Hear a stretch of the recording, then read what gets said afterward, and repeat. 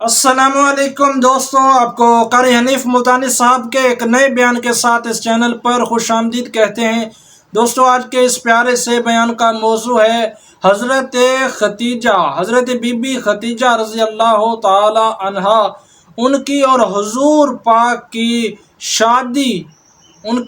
شادی کا خوبصورت واقعہ۔ آپ سے گزارش ہے اس واقعہ کو، اس بیان کو آخر تک ضرور سنتے رہیے۔ جزاک اللہ۔ چلیے بیان شروع کرتے ہیں۔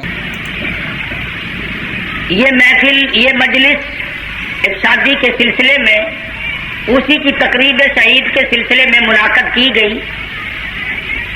بہت اچھی بات ہے کہ اللہ اور اس کے رسول صلی اللہ علیہ وسلم کے ذکر خیر سے کسی شادی کی ابتدا کی جائے۔ اگر ہر آدمی یوں کرنے کی کوشش کرے تو لوگوں کے دماغ درست ہو جائیں گے، مگر وقت لگے گا۔ لوگ گانے بجانے کے عادی ہو گئے، فسق و فجور کی زندگی میں اپنے آپ کو محو رکھنے کے عادی بن گئے۔ نام کے مسلمان رہ گئے، کام کے مسلمان قبروں میں چلے گئے۔ آج مردوں کو بھی عورتوں کو بھی تعجب ہوتا ہے۔ اس نے کہا بھائی آج یہاں کیا بات ہے کہ جی شادی ہوگی، کہ یہ تو جلسہ ہے۔ شادی میں تو کسی فلمی ایکٹریس کا ناچ گانا بجانا ہونا چاہیے، اور تمہارے یہاں کراچی میں تو فلمیں دکھانی شروع کر دی۔ ساری دن دولت کی بات ہے اور کچھ نہیں۔ ہماری اگر بات آج نہیں سنتے تو وقت آئے گا کہ یاد کرو گے۔ اس لیے کہتا کہ رنگ لائے گی ہماری فاقہ مستی ایک دن، رنگ لائے گی ہماری فاقہ مستی ایک دن، مٹ جائے گی اے ستم گر تیری ہستی ایک دن۔ بڑوں کو ہم نے سیدھا ہوتے دیکھا۔ جب مصیبت کا چکر پڑتا ہے، جب پریشانیوں کا ازدحام آدمی کے اوپر ہوتا ہے، ہوش نہیں آتا، پھر آدمی مسجد کا رخ کرتا ہے، لمبی لمبی دعائیں مانگتا ہے۔ اسی کو قرآن کریم کہتا وَإِذَا أَنْعَمْنَا عَلَى الْإِنسَانِ أَعْرَضَ وَنَأَىٰ بِجَانِبِهِ۔ جب آرام پہنچتا ہے، کاروبار صحیح چلتا ہے تو کروٹ نہیں بدلتے، اللہ کا نام لینے کی توفیق نہیں رہتی، خدا بندے کریم کو یاد کرنے کے لیے وقت نہیں ملتا۔ اتنا لمبا پہاڑ شادی کا بنا دیا، غریب آدمی کے بس کی بات نہ رہی۔ قرآن کریم کہتا ہے بادشاہت موجود ہو، دولت موجود ہو، سارا کاروبار صحیح چلتا ہو، وَإِذَا أَنْعَمْنَا عَلَى الْإِنسَانِ أَعْرَضَ وَنَأَىٰ بِجَانِبِهِ۔ اور جب مصیبت آئے وَإِذَا مَسَّهُ الشَّرُّ فَذُو دُعَاءٍ عَرِيضٍ، بڑی لمبی لمبی دعائیں مانگتا ہے، سجدے میں پڑھ کے روتا ہے، اے پروردگار، او میرے رب، میرے حال پہ کرم فرما۔ جب مصیبت ٹل جاتی ہے پھر خرمستی کرتا ہے۔ امام الانبیاء محبوب کبریا حضرت محمد مصطفیٰ صلی اللہ تعالی علیہ وسلم کی شادی کا وقت آیا۔ آپ بالکل نادار ہیں، مفلس ہے، غریب ہے۔ ایک عورت نے آ کر آپ سے بات کی کہ آپ کی شادی کر دی جائے۔ قربان جاؤں، ارشاد فرمایا میری شادی ہوگی کیسے؟ گھر نہیں، ڈر نہیں، زر نہیں، پر نہیں، میرے پاس تو ساز و سامان نہیں۔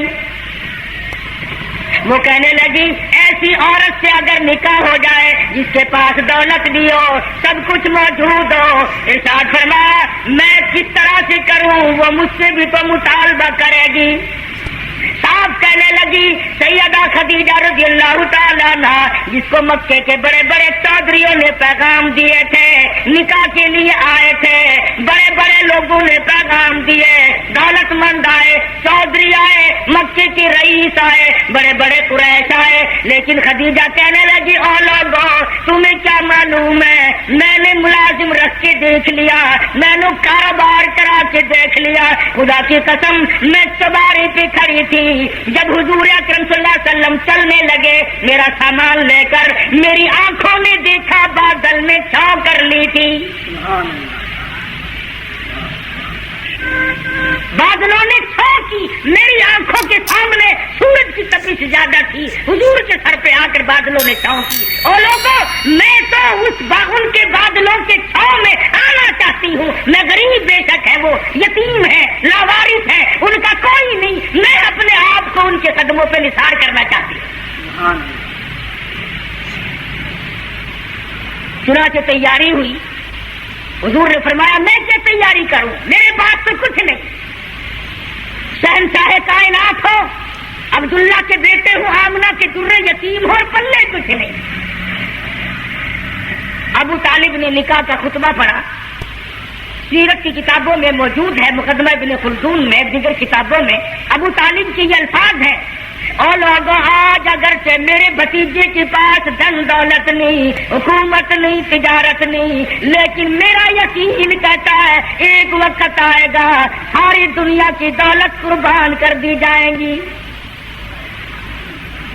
حضور اکرم صلی اللہ تعالی علیہ وسلم کا سب سے پہلا نکاح سیدہ خدیجہ رضی اللہ تعالی عنہا کے ساتھ ہوا، اور حضور نے یہ ثابت کر دیا آقا دو عالم صلی اللہ علیہ وسلم کی عمر مبارک 25 سال ہے اور سیدہ خدیجہ کی عمر 45 سال ہے۔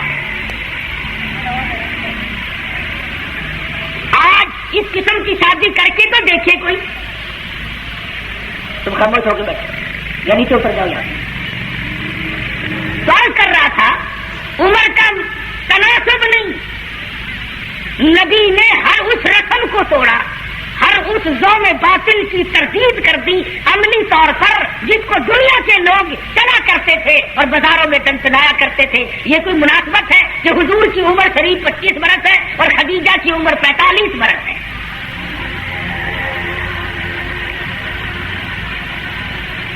عمر والے مسئلے کو ختم کر دیا گیا حضرت خدیجہ اور پھر کمال یہ کہ اللہ پاک نے اس مائی کے پیٹ سے اولاد دی جس کی عمر حضور سے دگنی تھی۔ آج تو اگر تھوڑی سی عمر زیادہ ہو جائے لڑکی کی پھر تو لوگ فیصہ لے کر کے آتے ہیں کہ میاں ناپ کے دیکھو پہلے کتنی بڑی ہے، کون ظلم کرتا ہے، کون گمان کرتا ہے۔ پچھلے سال میرے پاس ایک آدمی آیا اور کہنے لگا قاری صاحب ایک دعا کر دے، میں نے کہا کی کہ پہلے تو لڑکی کا رشتہ مانگنے کے لیے کافی لوگ آتے تھے، ہمیں ہوش نہ آیا، اب عمر کچھ زیادہ ہو گئی، اب کوئی مانگتا ہی نہیں۔ میں نے کہا دریا چنان میں دھکا دے دو، اب لے گا کوئی نہیں۔ پتا چلا شرافت بڑی چیز ہے، طہارت بڑی چیز ہے، یہ عمر کا بھی مسئلہ جو ہے یہ دیکھنے آج کل اگرچہ دیکھنا پڑتا ہے لیکن اس کی مناسبت کوئی نہیں۔ اگر لڑکی کی عمر زیادہ ہو تو حضور کے عمل نے پہلے یوں تردید کر دی، اور پھر ایسا وقت بھی آیا کہ حضور اکرم صلی اللہ علیہ وسلم کی عمر مبارک تقریباً 42 برس ہے اور سیدہ عائشہ صدیقہ رضی اللہ تعالی عنہا کی عمر 6 برس ہے۔ حضور کے عمل نے اس بات کو بھی توڑ دیا کہ اگر لڑکے کی زیادہ عمر ہو جائے تو کوئی بات نہیں، سنت کے خلاف نہیں ہے، شریعت کے خلاف نہیں ہے۔ سیدہ عائشہ صدیقہ رضی اللہ تعالی عنہا کی عمر مبارک اس وقت 9 برس ہے جب رخصتی ہوئی، اور حضور صلی اللہ علیہ وسلم کی عمر قریب میں حیات اور زندگی میں سیدہ عائشہ صدیقہ نے 18 برس گزارے۔ تو میں عرض کر رہا تھا سیدہ خدیجہ رضی اللہ تعالی عنہا کا جب انتقال ہو گیا تو بچیوں کا تمام دیکھ بھال، نگرانی اور سارا اہتمام حضور کے گلے میں آ گیا۔ آپ بڑے پریشان ہوئے، غرض کہ آپ نے اپنے عمل سے یہ سارے کے سارے زندگی کی جتنی رسومات تھی ان سلم کے بارے میں قرآن کریم نے صراحت کے ساتھ فرما دیا، وَوَجَدَكَ عَائِلًا فَأَغْنَىٰ۔ اور میرے نبی ہم نے خدیجہ کے مال کے ساتھ آپ کو بے نیاز اور مستغنی بنایا۔ خدیجہ رضی اللہ تعالیٰ عنہ مکے کی تاجرہ تھی، مکے کی رئیسہ تھی، مکے کی بہت بڑی دولت مند تھی، لیکن گھر میں حضور کے آ کر پھر یہ ہاتھ نہیں رکھا یہ دولت میری ہے، یہ مال میرا ہے، حضور کے سپرد کر دیا۔ اور میرے آقا میری جان بھی، میرا دل بھی، میرا ایمان بھی، میرا مال بھی، سارے کا سارا آپ کے حوالے۔ سیرت کی کتابوں میں موجود ہے، حضور نے فرمایا خدیجہ عورت ذات ہے، میرے حوالے مال کرے گی، کل کو ختم ہو جائے گا، پچھتائے گی۔ عرض کرنے لگی میرے آقا آپ چاہے ایک دن میں ختم کر دیں میں اف نہ کروں گی۔ چنانچہ دوسرے ہی دن حضور اکرم صلی اللہ علیہ وسلم نے محض چند دنوں میں جتنی خدیجہ کی دولت تھی ساری مکے کے غریبوں میں تقسیم فرمائی۔ آج کل تو لڑکی جو کپڑا جو جہیز لے کر آئے ایک ایک چیز پہ اصل تو گھر والے انشاءاللہ نام لکھ کر بھیجتے ہیں، پہلے سے ہر چیز پہ نام لکھا ہوا ہوتا ہے، اور نام نہ بھی لکھا ہو اس کی نظروں میں ہے، مجال ہے کوئی اگلے گھر کا آدمی اس کی لائی ہوئی چیز کو ہاتھوں لگا کے دیکھے، میاں تم کون ہوتے ہو میں لائی ہوں۔ سیدہ خدیجہ کے عمل نے اس بات کی بھی تردید کر دی کہ جب تم شادی ہو کر کے آ گئی ہو تو تم بھی اور تمہارا مال بھی سب اس کے سپرد ہے۔ حضور صلی اللہ علیہ وسلم نے اپنی 11 شادیاں فرمائی اور 4 بیٹیوں کی شادیاں فرمائی۔ سیدہ رقیہ رضی اللہ تعالیٰ عنہ کی شادی عثمان بن نورین رضی اللہ تعالیٰ عنہ کے ساتھ فرما دی۔ دونوں کے دونوں میاں بیوی ایک جگہ بیٹھے تھے، حضور تشریف لے آئے، فرمانے لگے رب اکبر کی قسم میں نے ساری زندگی میں اتنا حسین جوڑا نہیں دیکھا۔ اور حضرت رقیہ رضی اللہ تعالیٰ عنہ نے حضرت عثمان کے ساتھ لگ کر حبشے کی ہجرت فرمائی، پھر مدینہ منورہ کی ہجرت فرمائی۔ اس لیے قرآن کریم نے فرما دیا یا ایھا الناس، اے لوگوں اور انسانوں اور آدمیوں اور مردوں اے عورتوں، اتقوا ربکم، ڈرو اپنے پروردگار سے۔ کس معاملے میں ڈریں، کن حالات میں ڈریں، کیا کرتے ہوئے ڈریں؟ ربکم الذی خلقکم من نفس واحدۃ وخلق منها زوجها وبث منهما رجالا كثيرا ونساء۔ اے لوگوں ڈرو اس پروردگار سے تمہیں ایک آدمی سے اور ایک عورت سے پیدا کیا گیا، یعنی آدم علیہ السلام سے، اور حضرت حوا سے تمہیں پیدا فرمایا پروردگار عالم نے۔ اس لیے قرآن کریم کا مطلب کیا ہے، مقصد کیا ہے، منشا کیا ہے یوں ڈرانے سے، کس لیے ڈرا رہے ہیں؟ خداوند عالم فرماتے ہیں اگر تو امیر آدمی ہے، لڑکی غریبوں کی ہے تو مجھ سے ڈر جا۔ یہ عیب نہ بنا کہ لڑکی غریب کی ہے میں امیر ہوں، کیوں؟ میں وہ بے نیاز ہوں، شام کو سوئے لکھا پتی، صبح کو اٹھے تو ٹکڑوں کا محتاج۔ میں ایسا بھی کر دیتا ہوں، شام کو سوئے بادشاہ، صبح کو اٹھے تو جیل کی کوٹڑی میں پڑا۔ میں ایسا بھی کر دیتا ہوں کہ کروڑوں کا مالک ہے، اگر موت آ گئی تو کفن چندے کا پڑ رہا۔ فرمایا لڑکی والوں کو یہ حق نہیں کہ وہ لڑکے کے بارے میں یہ کہیں کہ یہ تو غریب ہے ہم اس کو کیسے دیں۔ آؤ پھر قرآن کریم سے پوچھ لیں، ہم مسلمان ہیں، ہمارا قرآن پہ ایمان ہے، محمد عربی صلی اللہ علیہ وسلم کے فرمان پہ ہم سب کا ایمان ہے۔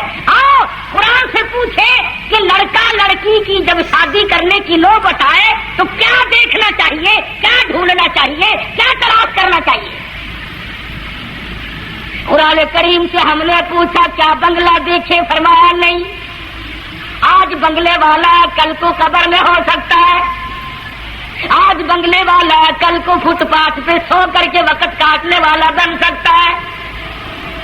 کوٹھی والا تلاش کرے، فرمایا نہیں۔ کوئی اونچی ملازمت والا، اونچی پوسٹ والا لڑکا تلاش کرے، فرمایا نہیں۔ زیادہ لکھا پڑھا دیکھیں، فرمایا نہیں۔ دھن دولت والا دیکھیں، نہیں۔ کاروبار والا تلاش کریں، فرمایا نہیں۔ لڑکی بھی اسی طرح سے مالدار کی تلاش کریں، فرمایا نہیں۔ دولت مندوں کی کی تلاش کریں. نہیں میرا اللہ کے قرآن تو ہمیں بتا ہم کیا معلوم کریں, کیا دیکھیں, کیا سنبھالیں, کس چیز کی تلاش کریں. فرمایا ولا تنکحوا المشرکات حتی یؤمن.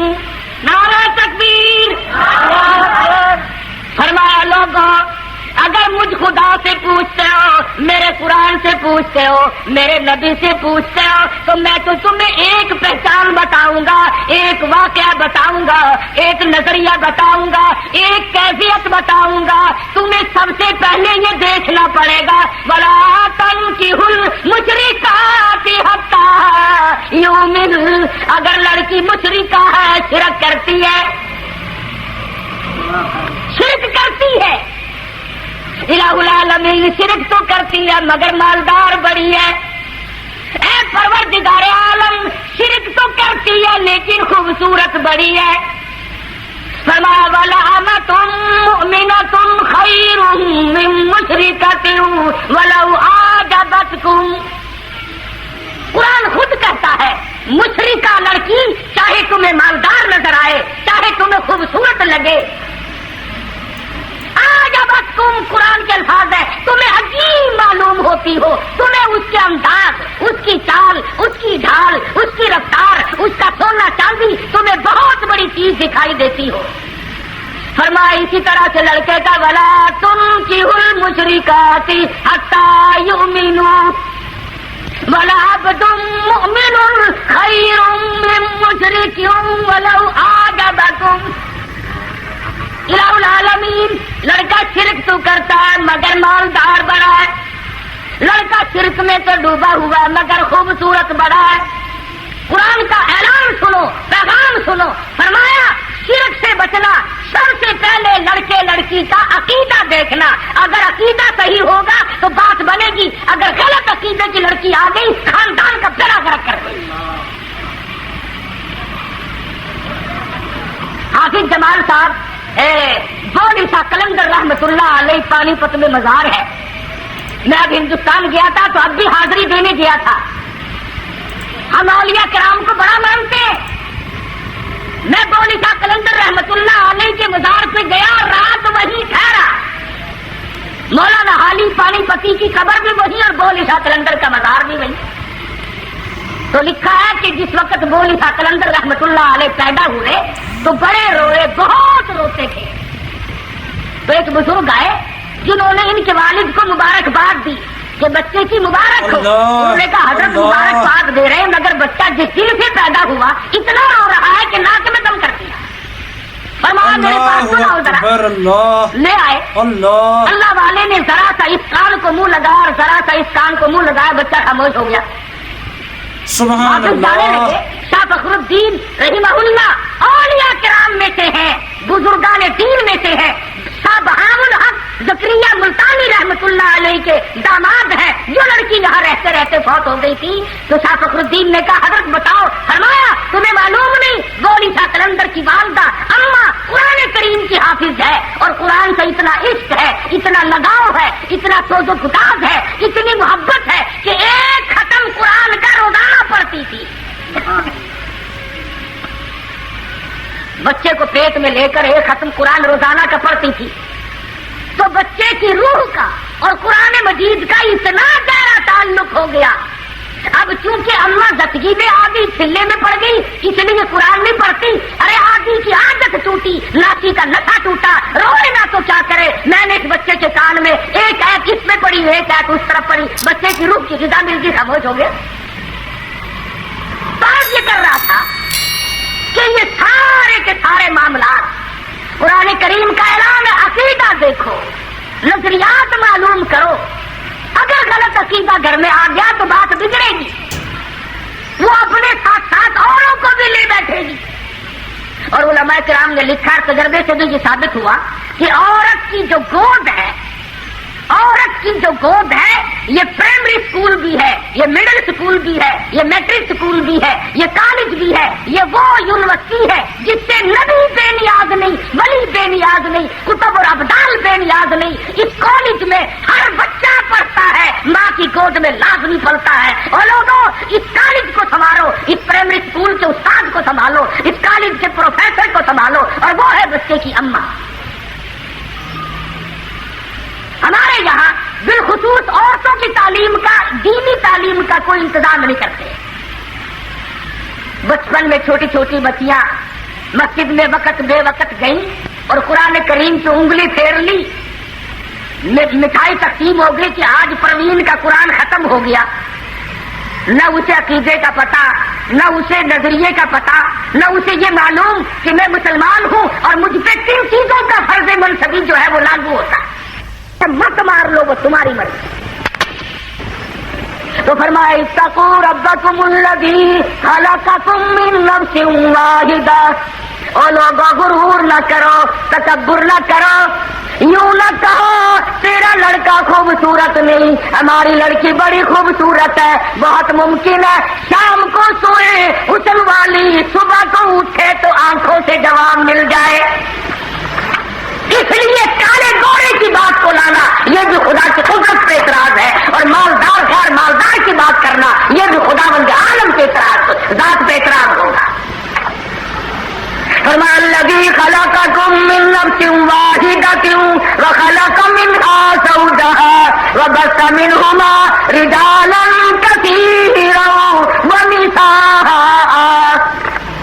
ایک آدم کی اولاد, ایک حوا کی اولاد, کسی کو کسی طرح کا فخر کرنے کی اجازت نہیں, کسی کو کسی طرح کا غرور کرنے کی اجازت نہیں, کسی کو کسی پر فوقیت جتانے کی اجازت نہیں. ہاں فرمایا ان اکرمکم عند اللہ اتقاکم ان اللہ علیم خبیر. تقوی, پرہیزگاری, اللہ اللہ کرنا, اللہ کے حضور میں زیادہ سجدے کرنا, یہ ایک علامت ایسی ہے جو آدمی کو اونچا کر دیتی ہے. علماء کرام نے لکھا ہے مکہ معظمہ میں اللہ پاک ہر مسلمان کو زیارت نصیب فرمائے بیت اللہ شریف کی. آمین بھی نہ کہیو, کراچی میں آمین بھی مہنگی ہو گئی ماشاءاللہ, اور ساری چیزیں تو مہنگی تھی, کراچی والوں تمہارے یہاں آمین بھی مہنگی ہو گئی. کیا کہنے تمہاری صلاحیتوں کے. مکہ مکرمہ میں ایک شخص ایک باندی کا ہاتھ پکڑے ہوئے ہے اور وہ کہنے لگا میں اس کو 20 اشرفیوں میں بیچتا ہوں. ایک بزرگ تھے بغداد کے رہنے والے, انہوں نے پوچھا کہ اتنی کم قیمت کیوں بتا رہا ہے. وہ کہنے لگا اس میں عیب ہے. کیا عیب ہے؟ اس نے کہا یہ ہے کہ ساری رات نماز پڑھتی ہے اور سارا دن روزہ رکھتی ہے, اس میں یہ نقص ہے. اللہ والے نے خرید لی. اس نے کہا چلو میری ساتھ نماز پڑھا کرے گی, ایک کے بجائے 2 اللہ اللہ کیا کریں گے. چنانچہ عشاء کی نماز کے بعد اس باندی نے پوچھا کہ اے میرے مالک کوئی کام ہے میرے متعلق؟ کہا کوئی نہیں. لکھتے ہیں کہ عشاء کی نماز کے بعد مصلی پہ کھڑی ہوئی تھی, صبح کی اذان ہو گئی, قرآن پڑھتی رہی ساری رات, اور جب دن آیا تو کہنے لگی اللہ والے تم بغداد میں رہتے ہو, کوئی قرآن سناؤ. انہوں نے 2 آیتیں پڑھی, بے ہوش ہو گئی, منہ پہ پانی کے چھینٹے مارے, پھر ہوش آیا, پھر قرآن کی 2 آیتیں پڑھی. سورت حدیث پوری نہ پڑھ سکے تھے, ایک ہماری اور جان دے. اللہ اکبر, سبحان اللہ. کس قسم کی محبت تھی اللہ پاک جل جلالہ سے, اور کیا ایمان تھا کہ قرآن کریم کی شہید ہو گئی. کوئی تلوار شہید ہوگا, کوئی لوہا شہید بنے گا, کوئی پتھر کھا کے مرے گا, کوئی ڈوب کے مرے گا, کوئی آگ میں جل کے مرے گا, کوئی ایکسیڈنٹ میں مرے گا. یہ اللہ والی خدا کا قرآن سن کے مر گئی. اللہ اکبر, سبحان آج ہمیں یہ اللہ. بات کہاں نصیب ہے. حضور اکرم سب کہو صلی اللہ علیہ وسلم نے صحابہ اکرام کو نکاح کی سنتوں کی تعلیم دی. ہمارے یہاں تو اتنا بکھیرا بنا دیا کہ اب سنتوں بیچاریوں کو کوئی پوچھتا ہی نہیں. حالانکہ خدا بند عالم روزانہ اپنی قدرت کے تماشے دکھاتے ہیں. ابھی ہفتہ نہیں ہوا, ایک بس فیصلہ آباد سے بارات لے کر کے چلی اور ایک بس لاہور سے بارات لے کر کے چلی. شیخ پورے کے قریب تصادم ہوا, 9 آدمی ایک طرف سے, 7 آدمی ایک طرف سے, 15 آدمی موقع پہ مر گئے. दूल्हा भी, दूल्हे का बाप भी, माँ भी, भाई भी, सारा खानदान खत्म। क्या प्रोग्राम लेकर के चले होंगे, क्या इरादे लेकर के चले होंगे कि ये खुशी मनाएंगे। लाहौर के जिस मोहल्ले में दुल्हन में आना था, हम उस मोहल्ले में ठहरे हुए थे, सजा रखा है, यहाँ मसहरी बिछाएंगे, यहाँ सामान रखेंगे, यहाँ फ्रिज रखा जाएगा, यहाँ पंखे रखे जाएंगे, यहाँ पर तमाम मेहमान ठहरेंगे। खुदा की कसम इंतजार है सामान का। और कुछ देर के बाद 7 आदमियों के छीछड़ों और गोटियों की गठड़ियां बन के आई। इसलिए हमें हर हाल में अल्लाह पाक के कहर और गजब से डरना चाहिए, डरते नहीं।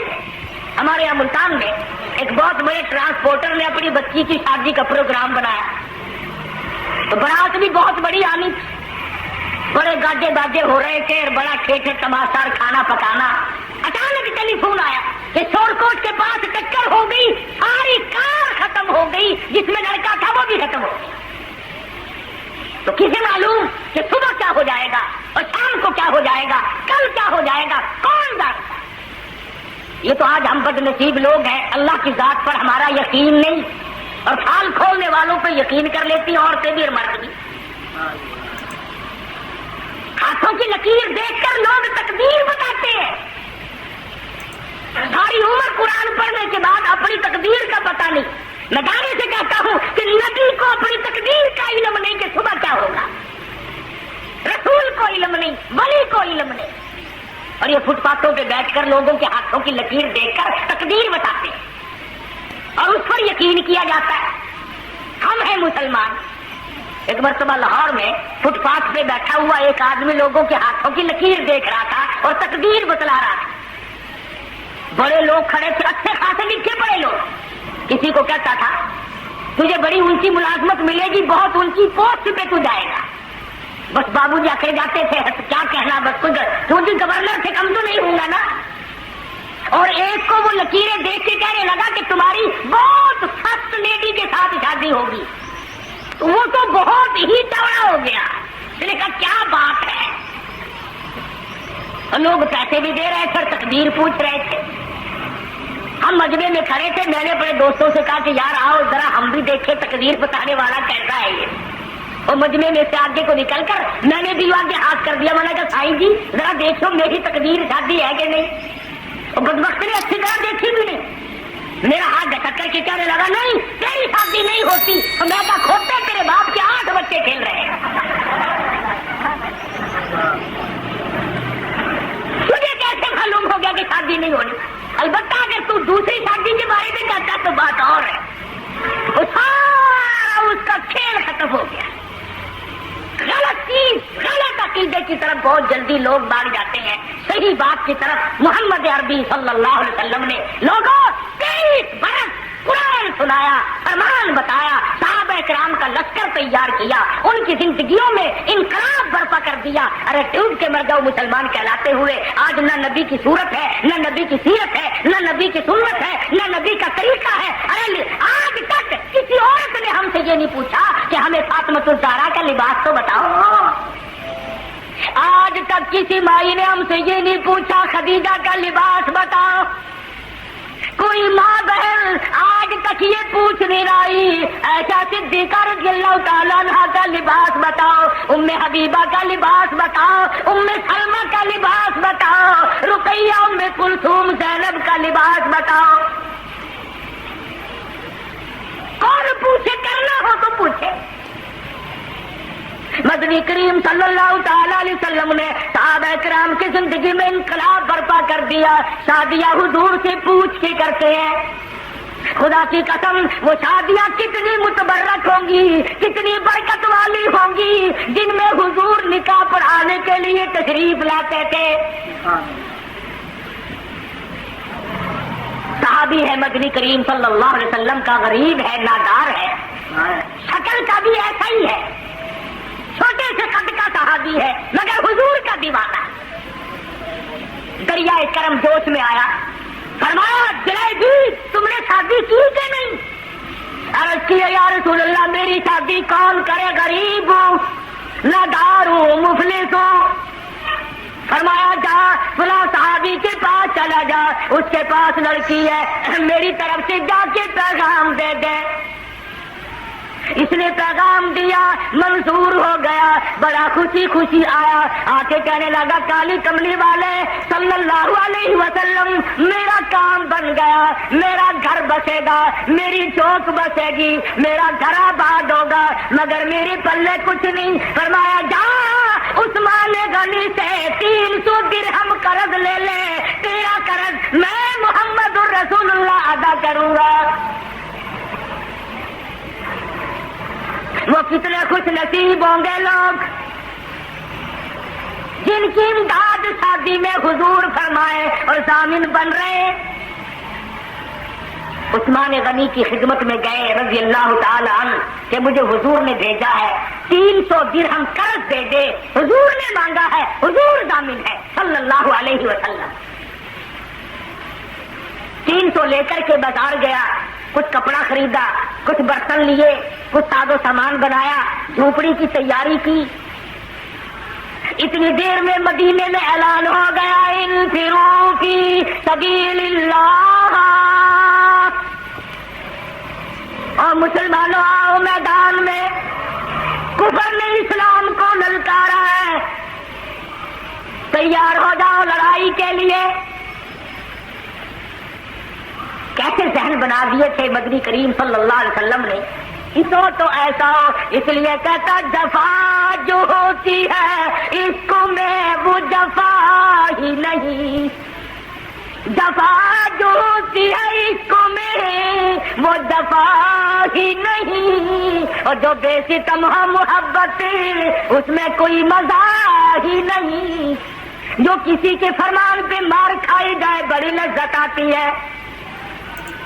صحابی حضور کی خدمت میں نہیں جاتا اور میرے آقا جہاد میں جاؤں یا شادی کروں، آپ مجھے حکم دیں جو فرماؤ گے کروں گا، حضور کی خدمت میں نہیں جاتا، شادی کا پروگرام خود بخود ملتوی کر دیتا ہے۔ اسلام کی عظمت بڑی شے ہے، شادی کے مقابلے میں کوئی شے نہیں۔ زیور واپس کر دیے، کپڑا واپس کر دیا، برتن واپس کر دیے، گھوڑا تلوار لی، میدان جہاد میں سب سے آگے جا کے ٹکرا گیا اور زخم کھا کر شہید ہو رہا ہے۔ حضور میدان جہاد میں تشریف لائے، فرمایا میرا دیوانہ شادی میں مصروف ہوگا، کسی نے جواب دیا نہیں، وجرحت جرحا شدیدا، یا رسول اللہ ہمارے ماں باپ آپ پہ قربان ہو جائے، وہ پیچھے نہیں، وہ تو 80 کے قریب زخم کھائے ہوئے نڈھال پڑا ہے۔ اللہ اکبر، سبحان اللہ، تلواروں تیروں کے 80 کے قریب زخم آئے۔ رحمت عالم صلی اللہ علیہ وسلم کا دریائے کرم جوش میں آیا، فرمایا اٹھا کر کے جلدی میرے پاس لے آؤ۔ صحابہ اٹھا کے لائے، رحمت والی گود میں سر رکھ دیا۔ اور لوگوں، کوئی اسپتال میں دم توڑے گا، کوئی ایکسیڈنٹ میں مرے گا، کوئی بیوی بچوں کے سامنے تڑپ تڑپ کے مرے گا۔ خدا کی قسم یہ صحابی کتنا خوش نصیب ہے، رحمت للعالمین کی رحمت والی گود میں دم توڑ رہا ہے۔ نعرہ تکبیر، سارے صحابہ اور مدنی کریم صلی اللہ علیہ وسلم نے آخری وقت میں پیشانی پہ بوسہ دے کر کے فرمایا فزت برب الکعبہ، اور نوجوان رب کعبہ کی قسم تو بڑا کامیاب ہے۔ حضور کی گود میں دم توڑ رہا ہے، کیا خوش نصیب ہے، دیدار کرتا ہوا جا رہا ہے رحمت عالم کا، گود حضور کی، دیدار حضور کا، ہاتھ حضور کا، پیشانی حضور چوم رہی ہے۔ ارے لاکھوں مر میں قربان کر دو اس صحابی کے ایک شہادت میں۔ اور پھر توجہ کرنا، ایک بات بتاؤں، بخاری شریف کی روایت میں ہے کہ صحابی کا جب دم ٹوٹنے لگا، جب آخری وقت آیا، حضور کی گود میں سے اچھل کر تڑپ کر اپنا رخسار حضور کے قدموں پہ رکھ دیا، حضور کے قدموں میں دم دے دیا۔ مدینہ منورہ میں اعلان کر دیا گیا شہید ہو گیا صحابی، آؤ نماز جنازہ تیار ہے۔ چاروں طرف سے لوگ آئے، سارا مدینہ ٹوٹ کے آیا. جب جنازہ لے کے چلنے لگے ابو ہریرہ نے دیکھا کہ مدنی کریم صلی اللہ علیہ وسلم اپنے قدم مبارک بچا بچا کر کے رکھ رہے ہیں جیسا کہ کانٹوں سے بچایا جاتا ہو, روڑوں سے بچایا جاتا ہو. ابو ہریرہ نے پوچھا میرے آقا اینٹ نہیں, روڑا نہیں, پتھر نہیں, آپ کس چیز سے قدم مبارک بچا رہے ہیں؟ فرمایا کہ صحابی نے شادی والی عمر بھر کی تمنا, عمر بھر کی حسرت کو, عمر بھر کے ارمان کو, عمر بھر کی آرزوؤں کو حضور کے لائے ہوئے اسلام کی عظمت پہ قربان کر دیا. حضور فرماتے ہیں انی ارا مالا ترا, میں تمہیں کیا بتاؤں, اس کا جنازہ پڑھنے کے لیے آسمان سے 4000 فرشتہ آیا ہوا ہے.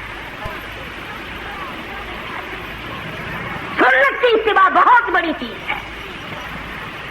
مدنی کریم صلی اللہ علیہ وسلم نے اپنی بیٹیوں کی شادیاں کر کے صاف صاف بتا دیا کہ یہ طریقہ کار ہے, اس سے زیادہ اور کوئی حقیقت نہیں. سیدہ فاطمہ الزہرا رضی اللہ تعالی عنہا کی شادی کا وقت آیا, یہی رجب کا مہینہ ہے. ابو بکر صدیق رضی اللہ تعالی عنہ اور فاروق اعظم کو بلایا. فرمایا تمہیں پتا ہونا چاہیے فاطمہ الزہرا سیانی ہو گئی ہے, میں نے نکاح کرنا ہے, مشورہ دو کس سے کروں. سبحان اللہ, نبی کے وہ مشیر بھی کتنے خوش نصیب ہیں کہ حضور اپنی بیٹی کے بارے میں بھی صدیق اور فاروق سے صلاح فرما رہے ہیں, مشورہ لے رہے ہیں. دونوں کے دونوں نے صاف فرمایا کہ علی سے بہتر کوئی نہیں. اندازہ لگاؤ وہ آپس میں اتنی محبت رکھتے تھے کہ ایک دوسرے کی شادی کے بارے میں حضور کو مشورہ دے رہے ہیں. فرمایا بہت اچھا, علی مرتضیٰ کو بلاؤ.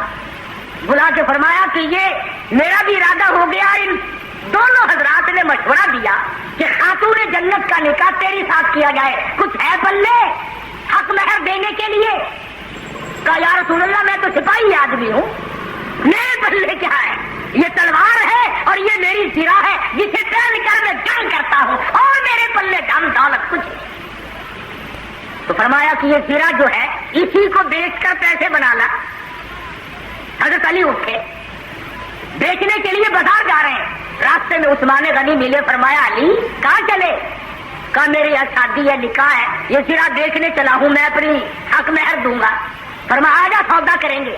عثمان نے علی مرتضیٰ نے سودا کیا, 400 درہم میں سودا ہو گیا. جب اٹھ کے چلنے لگے حضرت عثمان نے زرہ بھی پیسے بھی حضرت علی کو واپس کر دیے اور فرمایا کہ خاتون جنت کی شادی ہو, خرچ عثمان کا ہو, میں بڑا راضی.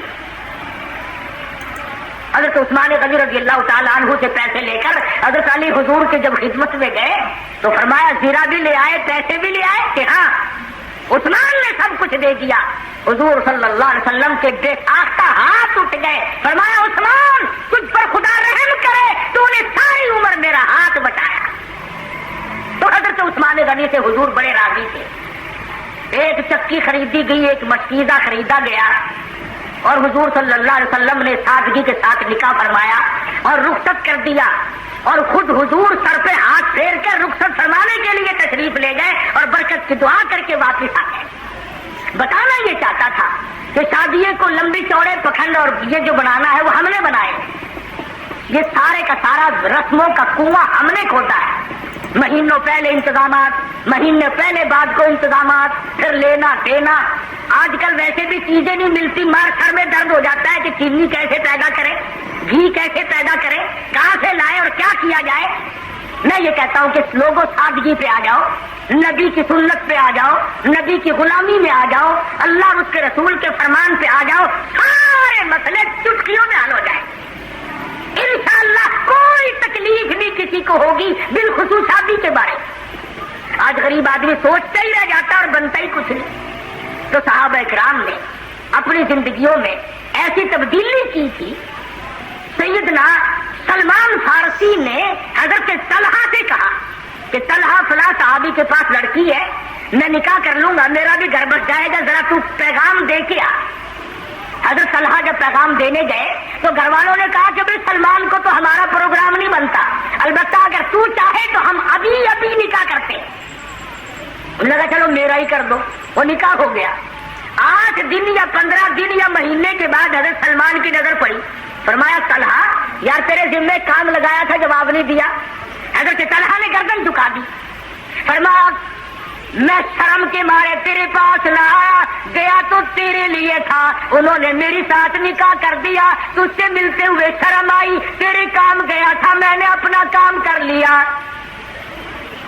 सलमान फारसी का अमल देखो, नबी की सोहबत का असर तो देखो, नबी की नजरे करम का जलवा तो देखो। सलमान ने रो पड़े, फरमाया तलहा मुझे तुझसे खुद शर्म आती है, मुकद्दर में तो तेरे थी, मैं बीच में टांग क्यों अड़ा रहा था। आज हमारे मियां ये मेरी मांग लेके चले हो, मैं देख लूंगा तुम कैसे बैठोगे। रोजाना अखबारात में कत्ल आता है, ये मंगेतर को भी मार दिया और दूसरे को भी मार दिया। और बेईमानों मारना मराना छोड़ दो, क्या किस्सा है। तो मैं अर्ज कर रहा था कि ये सारी जिंदगी शादी की हो, गमी की हो, हमारी हुजूर अकरम सल्लल्लाहु अलैहि वसल्लम के फरमान के मुताबिक होनी चाहिए, फिर हमारी खुशियां भी रहेंगी। और जितनी सादगी बरतोगे उतना ही उसमें फायदा होगा। अफजाई से नस्ल के लिए अल्लाह पाक ने एक जरिया बनाया। ईसाइयों में कुछ और तरीका है, यहूदियों में कुछ और तरीका है, हिंदुओं में कुछ और तरीका है, सिखों में कुछ और तरीका है, और हमें मोहम्मद मुस्तफा सल्लल्लाहु अलैहि वसल्लम ने ये तरीका बतलाया कि गवाहों की मौजूदगी में काजी निकाह पढ़ाने वाला इजाबो कबूल कर दे, बस निकाह तो इसका नाम है। हमने मक्का मुअज़्ज़मा में, मदीना मुनव्वरा में कई शादियां देखी, न देग चढ़ी न देग से चढ़े, न बारात आई न ढोल बजा, आए और निकाह हुआ, छुआरे तकसीम हुए और दुल्हन को बिठा करके यूं ही भाग गए, बस लेना और देना, न जहेज गिराना और न अगले के जिम्मे कोई चीज। तो कुरान करीम ने इन तमाम चीजों की तरदीद की है। हमें सबको अपनी जिंदगियों में, अपने बच्चों के और बच्चियों के मामलात में इन चीजों पे अमल करना चाहिए। अपनी जिंदगी को सादा बनाओ, आओ खुदा के पैगाम को मानो, अमन हो जाएगा घर घर में, कबीले कबीले में, बरादरी बरादरी में सुकून आ जाएगा, चैन आ जाएगी, राहत आ जाएगी। इसलिए कि जब सादगी के साथ करने के आदी बनेंगे तो लोगों को तमाम तरफ से रीस पड़ेगी। अब हमारे यहाँ मुल्तान में काफी लोग शादियों में तकरीर कराने का प्रोग्राम बनाने लग गए, तो वो बाजे गाजे वाली जो लानत थी उससे छुटकारा पा गया। और वैसे भी महंगा होगा सौदा, अगर शादियों में रंडियों को लाओ तो वो भी 10-20 हजार से कम नहीं होती। मौलवी बेचारा यूं ही मिल जाता है, चलो अल्लाह अल्लाह भी सही और मुफ्त में काम भी हो गया। तो कई चीजें हैं, इसलिए अल्लाह पाक से दुआ करो। मुबारक हो हाजी अब्दुस्तार को और इनके भाइयों को। मैं अगरचे जुमा कभी नहीं अपना छोड़ा करता, पाकिस्तान में रहते हुए मुल्तान जुमा पढ़ाता हूँ, लोग बात बहुत दूर दराज से आते हैं, मगर हाजी साहब ने मुझे फरमाया कि छोटी हमशीरा का निकाह है और वो है जुमे के दिन। अब ये सारे शादी जुमे के दिन करते हैं और हमारी ड्यूटी जुमे के दिन है। तो मैं इस बात से शर्मा गया और जुमे के लिए मैं इसीलिए ठहरा हुआ था। अल्लाह पाक की शादी खानाबादी को बाई से बरकत बनाए और तमाम खानदान के लिए रहमतों का जरिया बनाए। अल्लाह पाक अमल की तौफीक अता फरमाए। वाखिर दावाना अनिल हम्दुलिल्लाहि रब्बिल आलमीन। सुभान अल्लाह, सुभान अल्लाह, अल्लाहु अकबर, सुभान अल्लाह। दोस्तों, ये था आज का कारी हनीफ मुल्तानी साहब का खूबसूरत सा बयान जो आपने सुना। उम्मीद है आप दोस्तों को ये बयान ज़रूर पसंद आया होगा। इस बयान के आखिर में दोस्तों आज हम आपसे शेयर करने वाले हैं बहुत प्यारी सी इंफॉर्मेशनल बातें। आपसे गुजारिश है ज़रूर सुन लीजिए। मुसन्निफ़ अलैहिर्रहमा बयान करते हैं कि मैंने किताबुल हक़ाइक़ में देखा, किसी आदमी ने इरफात में वकूफ़ के वक्त 7 कंकरियाँ अपने हाथ से ये कहते हुए फेंक दी कि ऐ कंकरियों गवाह रहो, मैं गवाही देता हूँ कि अल्लाह ताला के सिवा कोई इबादत के लायक नहीं और बेशक हज़रत मोहम्मद सल्लल्लाहु अलैहि वसल्लम अल्लाह के रसूल हैं। अशहदु अल्ला इलाहा इल्लल्लाहु मुहम्मदुर रसूलुल्लाह। फिर उसी रात उसने ख्वाब में देखा कि क़यामत कायम हो चुकी है और उसकी बुराइयां नेकियों पर गालिब आ चुकी हैं। उस पर उसे दोज़ख में जाने का हुक्म हुआ। जब वहां पहुंचा तो क्या देखता है कि एक कंकरी ने दोज़ख का दरवाज़ा बंद कर रखा है और दोज़ख के मुहाफिज इज्तिमाई तौर पर इन पत्थरों को हटाने के लिए पूरी ताकत सर्फ कर रहे हैं, मगर कोई पत्थर अपनी जगह से हटता नहीं। پھر وہ عرش کے پاس جاتے ہیں، نیز پتھر بھی ان کے ساتھ چلتے ہیں، اور وہاں پر تمام فرشتے اور وہ کنکریاں اس کلمہ کے پڑھنے والے کے لیے سفارشی ہوتی ہیں، حتیٰ کہ اللہ تعالیٰ ان کی سفارش کو قبول فرما کر جنت کی طرف جانے کا حکم فرمایا ہے۔ تو وہ پتھر جنت کے دروازوں کے سامنے پہنچ کر آواز لگاتے ہیں، آئیے ہماری طرف، یہاں سے گزر کر جنت میں جائیے۔ حضرت موسیٰ علیہ السلام کے زمانہ میں ایک شخص 480 سال تک گناہوں کا مرتکب رہا۔ کسی بات پر اللہ تعالیٰ نے اس پر کرم فرمایا تو حضرت موسیٰ علیہ السلام کی خدمت میں حاضر ہو کر کہنے لگا، لا الہ الا اللہ موسیٰ رسول اللہ۔ اسی اثناء میں حضرت جبرائیل علیہ السلام آئے اور کہنے لگے، اسے بشارت دو کہ اللہ تعالیٰ نے اس کی تمام عمر کے گناہ اس لیے معاف کر دیے ہیں کہ اس نے کہا ہے، لا الہ الا اللہ موسیٰ رسول اللہ۔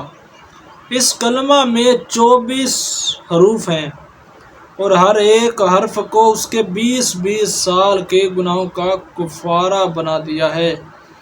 چونکہ سید الانبیاء حضرت محمد مصطفیٰ صلی اللہ علیہ وسلم بلا شبہ حضرت کلیم اللہ علیہ السلام سے افضل ہیں، اس لیے کوئی تعجب کی بات نہیں کہ اللہ تعالیٰ حضور صلی اللہ علیہ وسلم کی امتیوں کے لیے لا الہ الا اللہ محمد رسول اللہ کے ہر ایک حرف کو 70 سال کا کفارہ فرما دے۔ بے شک سید عالم صلی اللہ علیہ وسلم نے فرمایا، زمین پر کوئی ایسا انسان نہیں جو لا الہ الا اللہ واللہ اکبر ولا حول ولا قوت الا باللہ العلی العظیم پڑھے اور پھر اللہ تعالیٰ اس کے گناہوں کا اس کلمے کو کفارہ نہ بنائے، اگرچہ اس کے گناہ سمندر کی جھاگ کی مانند ہی کیوں نہ ہوں۔ حضرت امام ترمذی علیہ رحمہ فرماتے ہیں، یہ حدیث صحیح ہے۔ اللہ تعالیٰ نے حضرت موسیٰ اور حضرت ہارون علیہ السلام سے فرمایا، تم دونوں فرعون کے ساتھ نرم انداز میں کلام کرو۔ حضرت موسیٰ علیہ السلام نے عرض کیا، الہی نرم کلام کیسی ہوتی ہے؟ اللہ تعالیٰ نے فرمایا، اس سے کہو 450 سال سے تو خواہشات نفسانیہ کا غلام بنا ہوا ہے کہ ابھی تک تجھے اپنی اصلاح کی طرف رغبت نہیں ہوئی۔ اگر تو 1 سال تک ہی ہماری بات تسلیم کر لے تو تمہارے تمام گناہ معاف کر دوں گا۔ اگر 1 سال نہیں تو نہ صحیح صرف 1 مہینہ، نہ صرف مہینہ، 1 ہفتہ بھر مان لو، چلو ہفتہ نہ صحیح 1 دن بھی جانے دو، صرف 1 گھنٹے کے لیے مجھے تسلیم کر لو۔ چلو 1 گھنٹے تو بڑی بات ہے، 1 سانس ہی میں لا الہ الا اللہ پکار لو تو فوری تیری اصلاح کر دوں گا۔ اللہ اکبر! دیکھیے میرے رب کا کرم اور فضل کہ وہ فرعون کو بھی دیکھتا رہا کہ فرعون بھی آ جائے، وہ معاف کر دے گا۔ اللہ اکبر! کس قدر میرا اللہ رحیم ہے، کریم ہے، مہربان ہے۔ ہمیں بھی چاہیے دوستو، ہم بھی آج اپنے آپ میں ایک فرعون ہی بنے ہوئے ہیں۔ ہم اپنے اللہ کے، اپنے محبوب محمد مصطفیٰ صلی اللہ علیہ وسلم کے فرامین کی کوئی اہمیت نہیں جانتے، فقط اپنی خواہشوں، نفسانی خواہشیں اور شیطان کے پیروکار بنے ہوئے ہیں۔ اللہ پاک سے دعا ہے کہ اللہ پاک ہر مومن کے گناہوں کو معافی دے دے اور مرنے سے پہلے اسے ضرور اسے توبہ کی توفیق دے دے۔ دوستو آخر میں گزارش ہے، چینل پر فرسٹ ٹائم آئے ہیں، ابھی تک سبسکرائب نہیں کیا تو ضرور سبسکرائب کرتے جائیے تاکہ اسی طرح قاری حنیف ملتانی صاحب کے بیان آپ تک پہنچتے رہیں۔ جزاک اللہ، ہم انشاءاللہ پھر سے ملیں گے ایک نئے بیان کے ساتھ۔ اللہ حافظ۔